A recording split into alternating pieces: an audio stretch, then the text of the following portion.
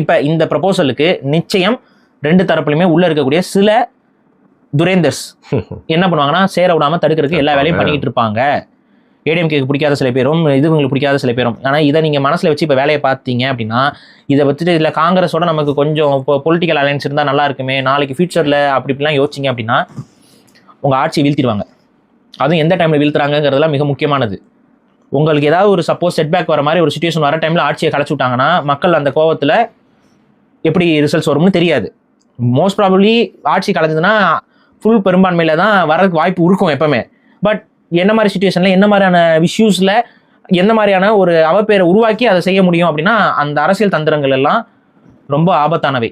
அதை மனதில் வச்சு நாங்கள் என்ன சொல்கிறோம்னா ஏடிஎம்கே அண்ட் டிவிகே அலையன்ஸ் ஏற்பட்டது என்றால் ரொம்ப ஸ்ட்ராங்கான ஒரு நல்ல கவர்மெண்ட் என்பது ஃபார்ம் ஆகுங்கிறது நாங்கள் நம்புகிறோம்.